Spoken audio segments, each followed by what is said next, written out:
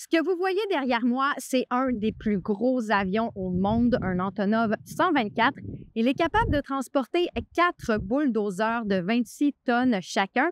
Et cet avion-là est ici à l'aéroport Pearson, au bord de la route, depuis plus de 3 ans. L'Antonov 124 appartient à la compagnie aérienne russe Volga Deniepr. En 2022, l'avion était de passage à Toronto lorsque la Russie a envahi l'Ukraine. En réaction, le Canada a fermé son ciel aux avions russes et l'appareil s'est retrouvé coincé ici.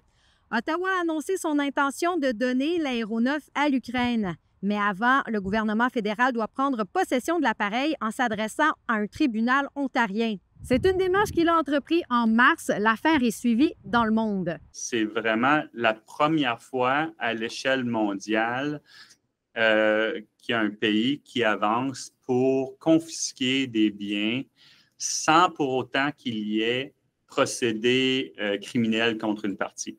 Donc, il y a plusieurs pays dont les États-Unis, par exemple, qui ont réussi à saisir et à confisquer des biens de parties russes, comme des super yachts, là, des immenses bateaux et toutes sortes de choses comme ça. Et même utiliser les fonds pour la reconstruction de l'Ukraine, etc.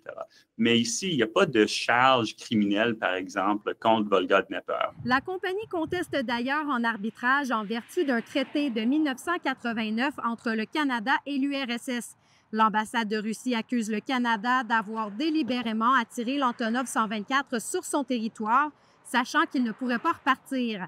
Mais au-delà des disputes, même si le Canada parvient à confisquer l'appareil, il va ensuite falloir le faire voler, ce qui est loin d'être évident. Bon, il faut des mécaniciens qui connaissent l'appareil Antonov 124. Il n'y en a pas beaucoup au Canada. Il n'y en a pas beaucoup autre qu'en Ukraine ou en Russie. Et puis, après ça, il faut trouver des pièces qui font défaut. Il va absolument avoir des pièces à bord de l'appareil. Il faudra qu'on les remplace parce que ça fait 3 ans qu'ils n'opèrent pas. En mars, le gouvernement fédéral a mené des tests sur l'appareil, mais il refuse de donner des détails sur son état. En attendant, c'est Ottawa qui paye les frais de stationnement de l'Antonov, une facture qui est estimée à plus d'1 million de dollars.